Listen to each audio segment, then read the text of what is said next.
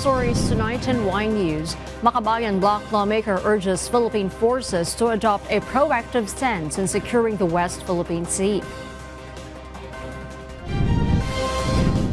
The Department of Health confirms the Philippines has now recorded cases of walking pneumonia. Top officials of security and intelligence agencies assure lawmakers that the situation in Marawi is under control by security forces after the recent bombing in Marawi City. And the United States enforces visa bans on individuals engaged in violence in the West Bank involving Jewish settlers. Good evening, Philippines and the world. Today is Wednesday, December 6, 2023. Join us in the next hour as we deliver today's top stories around the Philippines and in other parts of the world. We are also seen in 1,935 satellite monitoring centers nationwide and via live streaming worldwide through the UNTV News and Rescue social media channels. I am Hardy Delgado. First in the news. House Deputy Minority Leader and ACT Teachers Party List Representative Franz Castro has urged Philippine forces to adopt a proactive stance in securing the West Philippine Sea.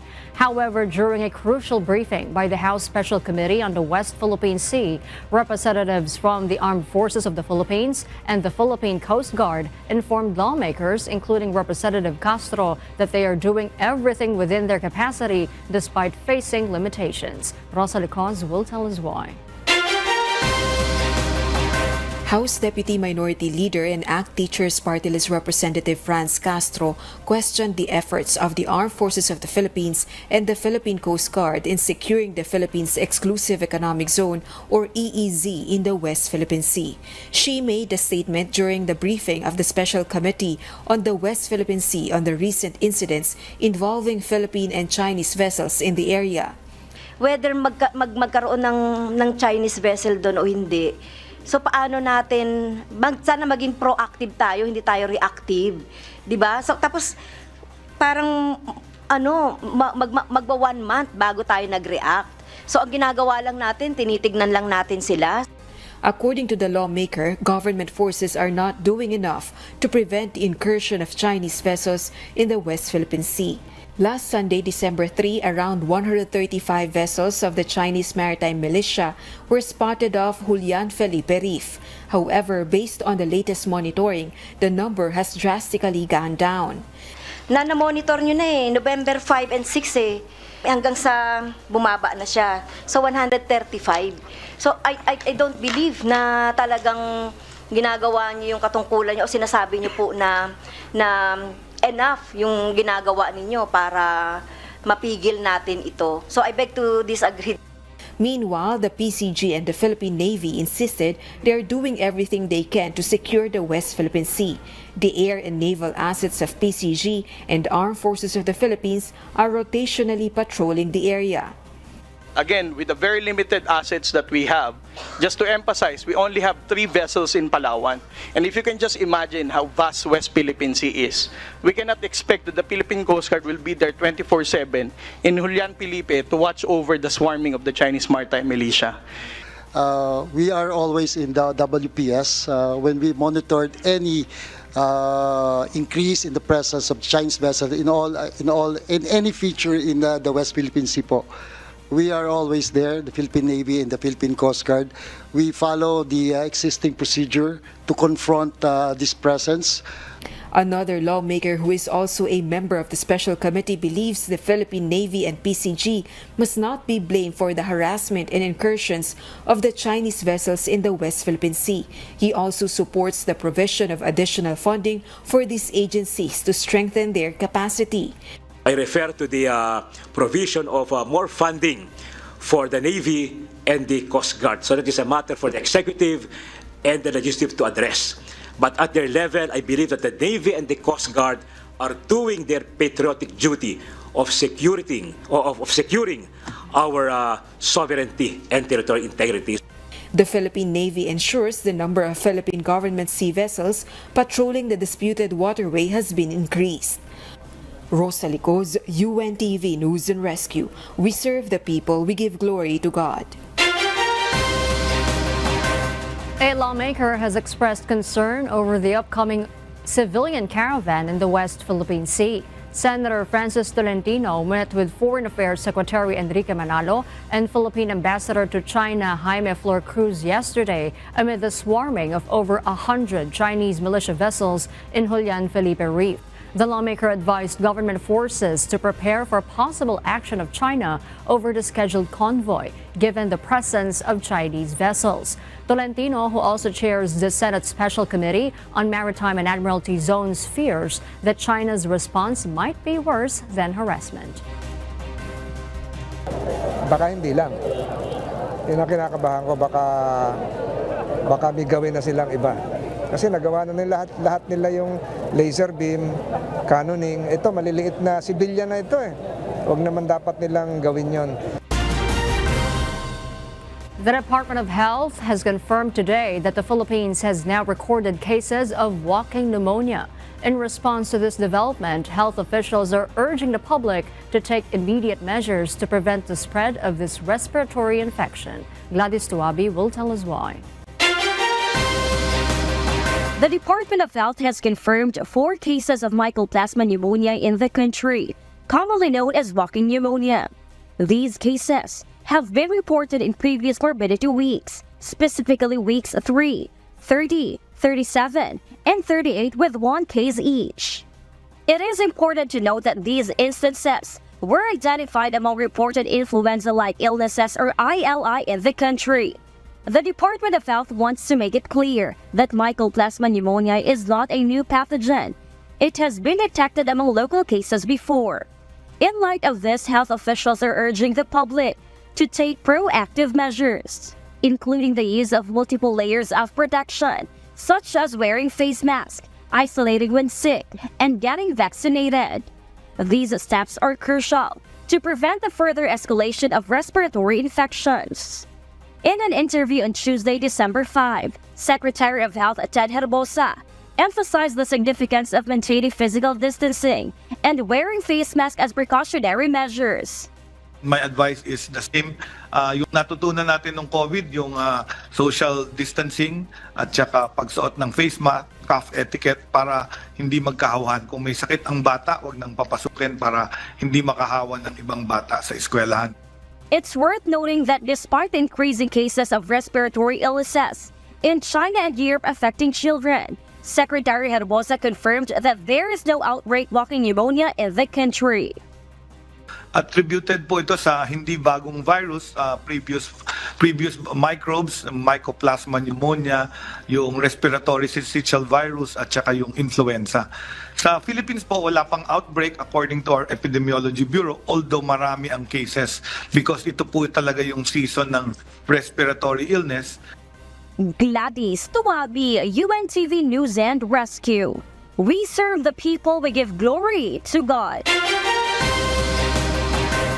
The World Bank has expressed optimism about the continued growth of the Philippine economy in the next 2 years. According to the international lender, the services sector is expected to be the key contributor to lifting the country's economic prospects. Nel Maribohok reports. The World Bank maintained its Philippine gross domestic product growth outlook for this year and 2024.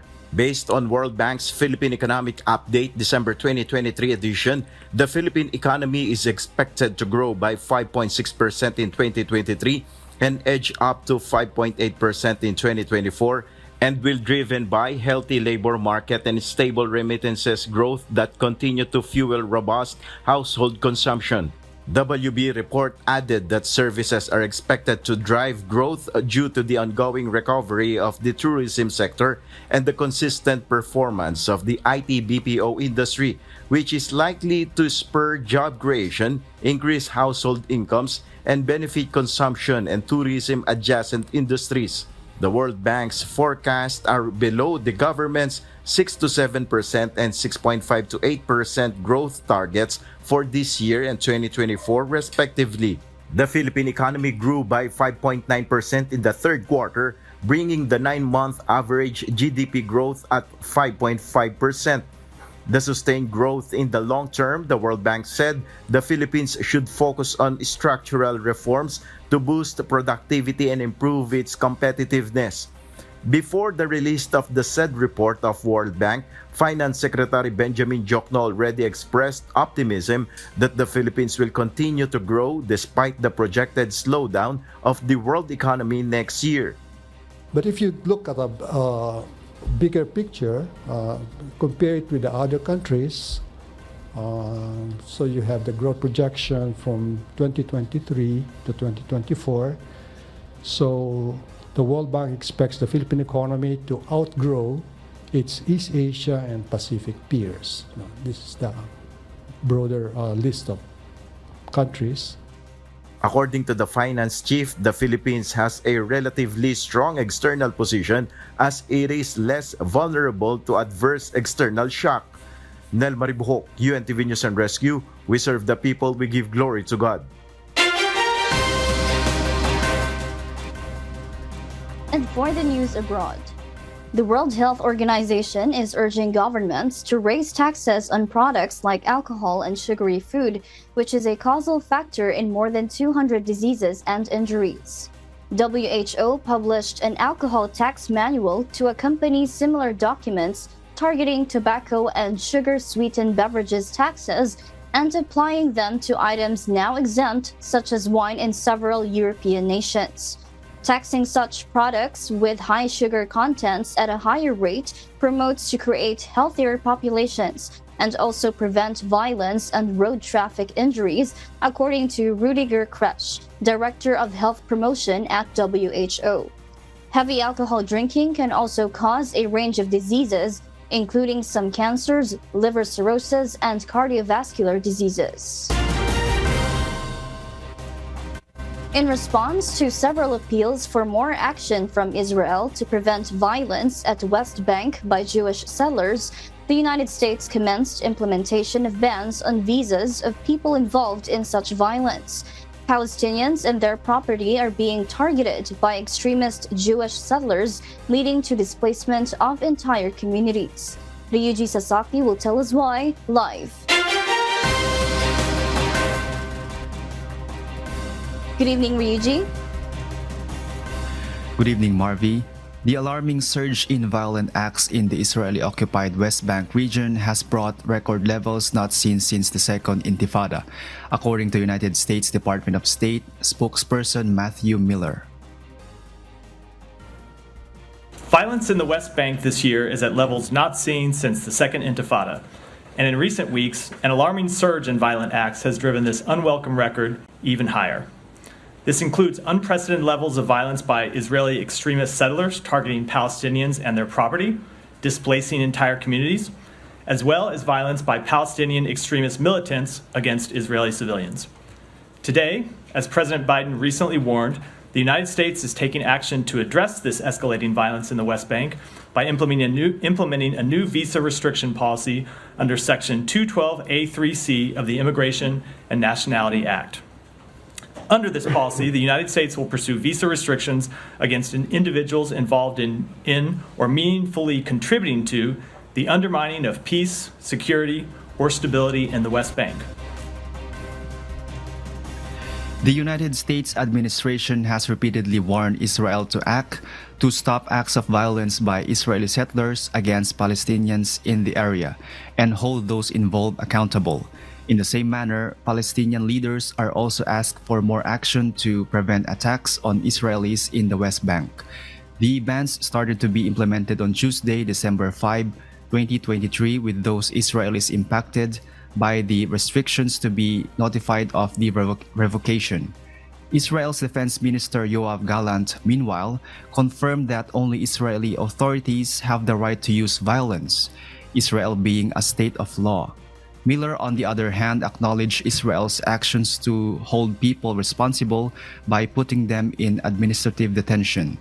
The U.S., however, believes that prosecution measures should be exercised instead. Notwithstanding the decision to issue visa bans, Miller says the U.S. does not deter Israel from taking its own measures to curb the actions undermining peace. security, or stability in the West Bank, including unduly restricting civilians' access to essential services and basic necessities, as outlined by U.S. Secretary of State Antony Blinken. Back to you, Marvy. Thank you, Ryuji Sasaki, reporting live. The United States has confirmed that it will continue supplying weapons and providing support to Israel. This decision is rooted in the U.S. government's steadfast support for Israel in its conflict against Hamas.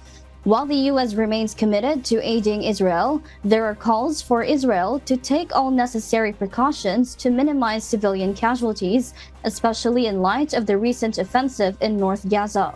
The U.S. government, however, currently does not consider halting the delivery of weapons to Israel, as officials believe that private negotiations with the country are more effective. U.S. officials cite the example of Israeli Prime Minister Benjamin Netanyahu's approval of humanitarian aid entry into Gaza as an instance where private negotiations yielded positive results.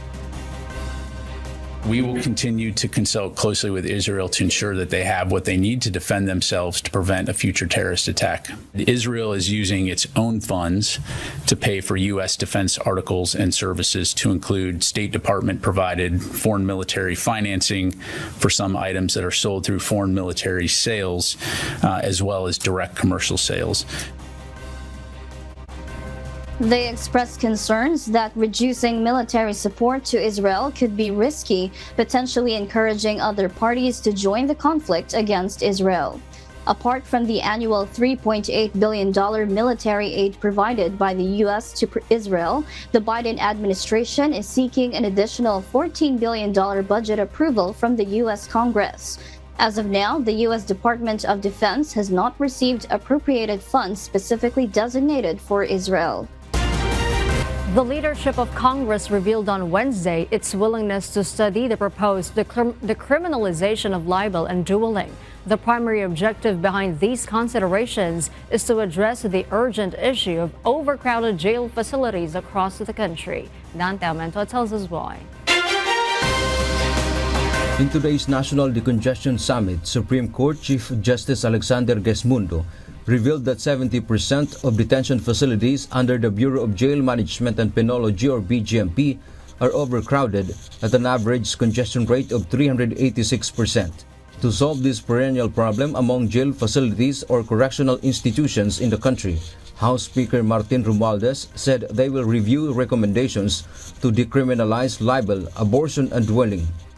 This review will assess the deterrent effect of these classifications and consider the decriminalization of certain offenses like libel, abortion, and dueling.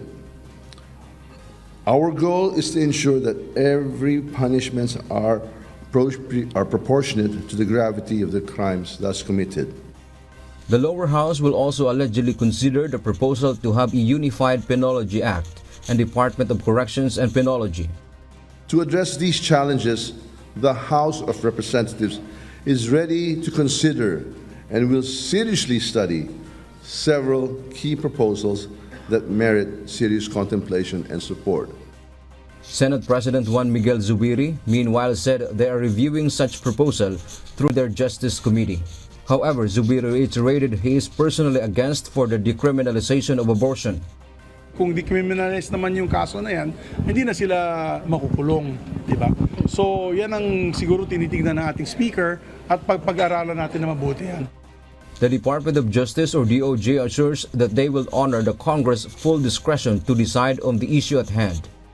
Sa part po namin sa DOJ, at sila na po bahala mag-discuss at siguro mag-analyze doon sa legality or sa decriminalization ng abortion at libel. Supreme Court Chief Justice Alexander Gesmundo is looking forward to reforms in the penal system in the country as the executive and legislative branches of government express their support to decongestion efforts in jail facilities. The High Tribunal also disclosed it is on the course of making the judicial processes expeditiously. Marami kaming ginagawa sa Supreme Court. Number one, for example, we are revising the rules on criminal procedure to ensure that criminal cases are processed expeditiously from the beginning of the case up to the end. Dante Amento, UNTV, News and Rescue. We serve the people. We give glory to God. The Land Transportation, Franchising and Regulatory Board, or LTFRB, has imposed a 90-day suspension on the bus firm operating the Ceres bus involved in a fatal accident that claimed the lives of 17 people. JP Nunez will tell us why. In the aftermath of the tragic incident involving a Ceres bus in Hamtic, Antique, authorities are intensifying their efforts to investigate the incident. The Land Transportation Franchising and Regulatory Board, or LTFRB, has taken decisive action by imposing a 90-day suspension on Balyacar Transit Incorporated, the company operating the bus involved in the accident. According to the LTFRB, this suspension aims to facilitate a thorough inspection of the entire fleet to ensure roadworthiness. The LTFRB notes that there are approximately 15 units of Balyacar Transit Incorporated plying the same route as the bus involved in the accident. However, Antique Governor Rodora Cadiao may appeal to the LTFRB to reconsider its decision, expressing concerns about potential lack of bus units. Instead, she suggests the company provide new buses and consider an alternative route such as the coastal road. Ako gusto ko i-appeal sa LTFRB to reconsider muna yan until final analysis, imbis na totally banning wala na ibang wala na ibang alternative. Balyacar Transit Incorporated has voluntarily suspended its operation before the official LTFRB decision and declared its cooperation with authorities for the ongoing investigation. Antique Provincial Government has confirmed the status of the passengers on the bus. Unfortunately, 17 passengers have been declared dead. 7 are in critical condition and 4 are in stable condition. Governor Cadiao speculates that the accident may have been caused by brake failure. Mabilis daw talaga, he was honking his horn, parang warning everybody na danger, danger, parang nagpanic yung driver nagbubusina ako, tapos ako parang telling everybody to brace for impact or warning everybody na there's a danger. Hindi daw mapigil ng brakes. The provincial government will recommend to the Department of Public Works and Highways to construct another highway to prevent the same accident. Governor Cadiao said it was an accident-prone area where another passenger bus and trucks fell from the previous years. Ako gusto ko i-condemn rin yung road na yan. So many Antiqueños died on that road section. If you can ask the national government to allot a substantial amount of money para i-detour ang road na yan, even if you have to blast the whole mountain para malagyan ng panibagong road, bakit hindi? JP Nunez, UNTV, News and Rescue. We serve the people, we give glory to God. In an update on the Mindanao State University bombing, the Philippine National Police has released the photos and identities of the 2 suspects involved in the incident. According to PNP Public Information Office Chief Police Colonel Jean Fajardo, the suspects are identified as Kadapo Mimbesa, alias Engineer, and Arsan Membisa, alias Katab, Hatab, and Lapitos. Nag-review po tayo ng mga CCTV outside the MSU at nakita po natin yung 2 POIs na sighted po sila ng mga around 6:27 papunta na po sa MSU Gymnasium.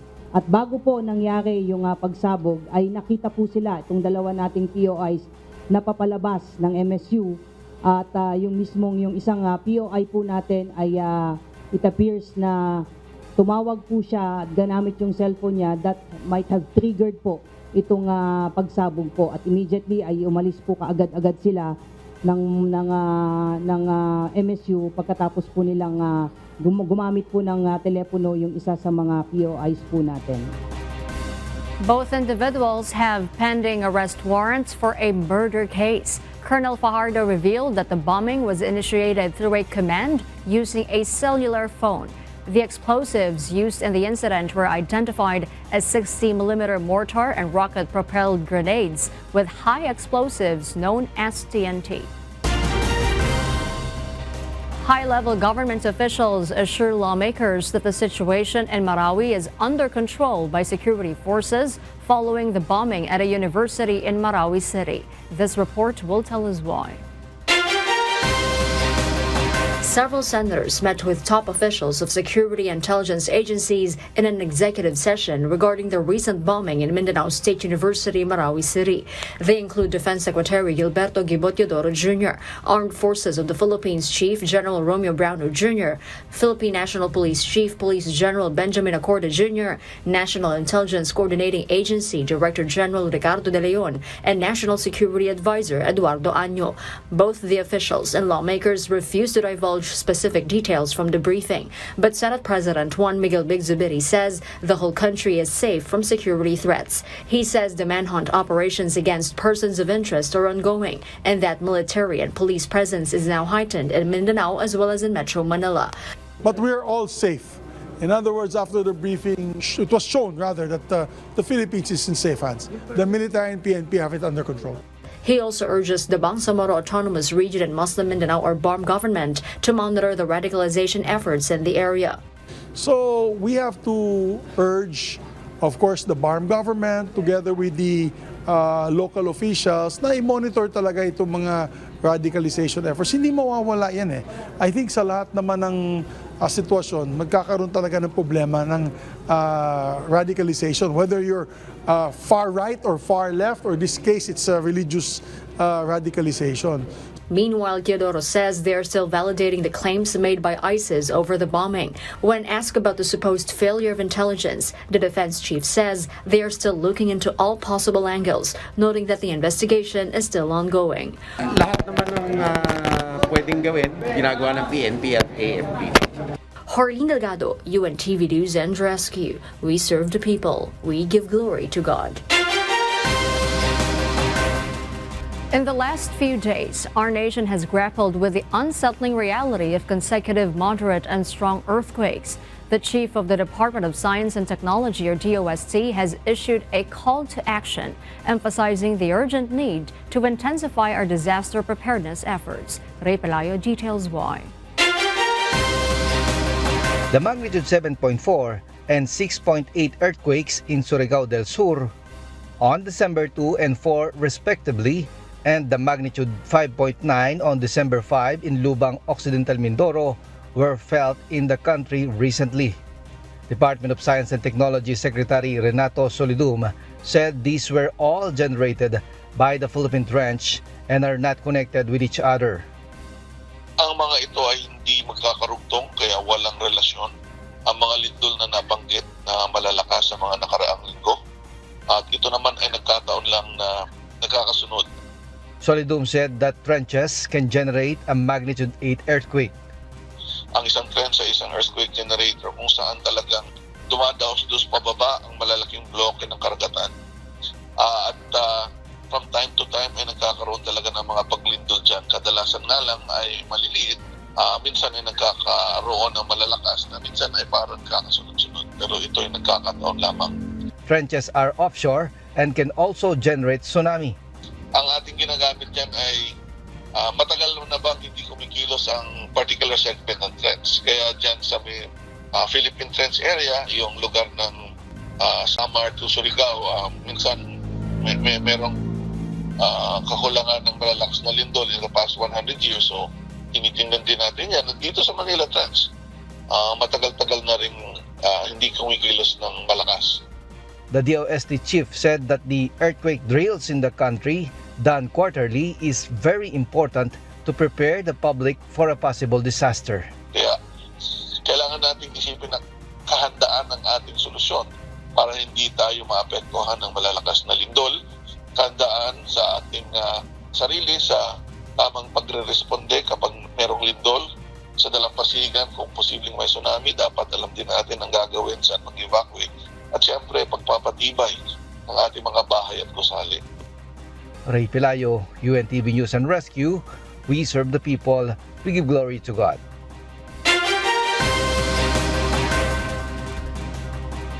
In other news abroad, the Organization for Economic Cooperation and Development, or OECD, released the results of a student assessment to gauge the proficiency of young individuals in mathematics, reading, and science.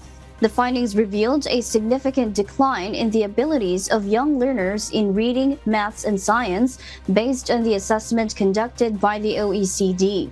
This assessment involved the participation of around 700,000 students from 81 countries in the OECD program for International Student Assessment, or PISA, in 2022, aimed at understanding global learning standards. When compared to the previous assessment conducted in 2018, there was a noticeable drop of 10 points on average in reading performance across OECD countries and a 15-point decrease in mathematics.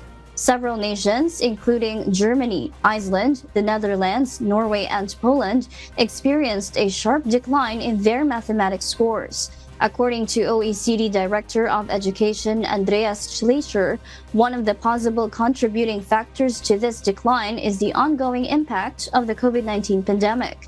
He noted that many countries transitioned to distance learning, affecting students with a conventional educational setting. Despite these setbacks, Singapore emerged with the highest scores across all subjects, showcasing a consistently high level of proficiency in mathematics, reading, and science. Meanwhile, dozens of activists have demanded an end to the use of fossil fuels at the COP28 UN summit on Tuesday.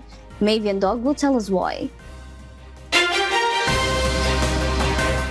Almost 2,500 delegates linked to coal, oil, and gas industries have registered to attend the climate talks in Dubai, which is more than the total attendees from the 10 countries most vulnerable to climate change. The record figure sparked anger among green groups and raised questions on the fossil fuel industry's influence over the summit climate negotiations. Activists have expressed concern over the lack of presence from grassroots and local society, with this year's demonstrations being muted due to limited freedom of expression in the United Arab Emirates. Meanwhile, COP28 President and CEO of state oil firm ADNOC, Sultan Al Jaber, insisted that the fossil fuel industry should be part of the climate change discussions at the summit. UAE's appointment as the host of the COP28 and Jaber as the summit president have been met with criticism due to the country's rising contribution to greenhouse emissions. Mavian Dog, UNTV News and Rescue. We serve the people, we give glory to God.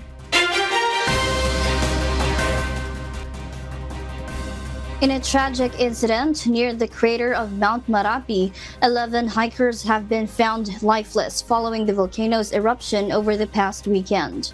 Additionally, 12 others are still missing.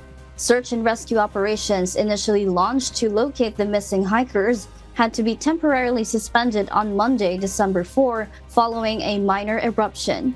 The safety concerns prompted authorities to halt the search efforts temporarily. 75 hikers were in the vicinity when the volcanic eruption occurred on Sunday, but the majority managed to escape safely. Mount Marapi, one of the most active volcanoes in Indonesia and a popular destination for hikers, spewed an ash cloud extending 3 kilometers, enveloping nearby communities in ash. The situation remains challenging, and efforts to resume the search for the missing hikers are expected once conditions permit. Our thoughts are with the families and loved ones affected by this tragic event. And those are the reasons behind the news in other parts of the globe. I am Marvi Delfin, live from Perth, Australia. Good evening. As the holiday season approaches, authorities are issuing a warning about the rise in scams and fraudulent activities. The Cybercrime Investigation Coordinating Center and Scam Watch Philippines have jointly launched the #HolidayWatchPH campaign to alert the public about 12 prevalent scams during this festive period. Among the scams highlighted are fake shipping or delivery notifications, fake online charities, fake shopping websites, fake online sellers, fake trial scams, fake gift certificate scams, fake technical support, fake crypto investment, fake relative or friend scams, fake dating scams, fake foreign exchange investment scams, and fake loan scams. Scam Watch Philippines advises the public not to divulge personal information to anyone online, to use only legitimate online applications on the internet, and to regularly update or change passwords on social media accounts.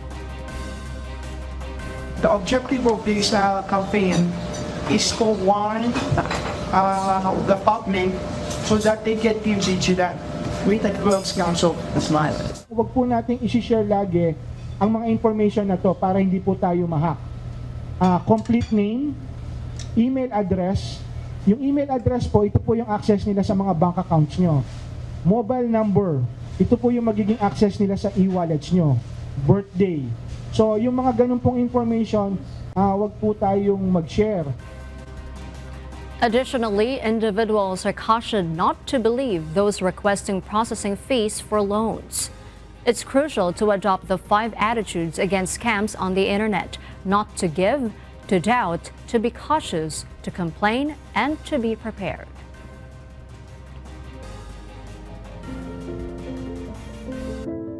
As the world faces these trying times amid the various challenges and uncertainties, we are inviting everyone to join the global prayer for humanity. Good day. I'm Brother Eli Soriano of the members of the Church of God International. I want to invite you to join us in a minute of prayer every day to pray for humanity and the whole world as we go through these perilous times. While safety measures like washing of hands and strengthening of our immune systems may help us through this horrible predicament, there is still no precaution or cure more powerful than God's mighty intervention. And we need His intervention now more than ever. It doesn't matter what religion you are in or what denomination you belong. This is an invitation for all the people around the world who cares for the future of their family, friends, loved ones, and humanity as a whole.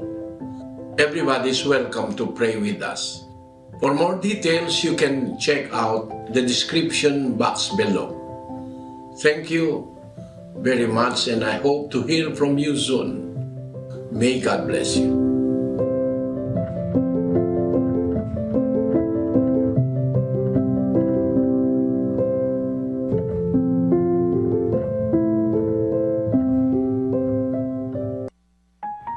And before we close, we will leave you with a word, giving glory to God.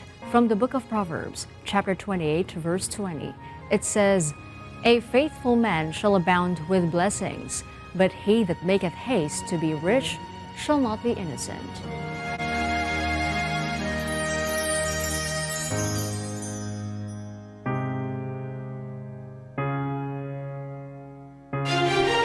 And those are the reasons behind the news December 6, 2023. Reasons we deliver to you as they unfold, because we need to know. We will always ask why. I'm Hardin Delgado. We serve the people. We give glory to God.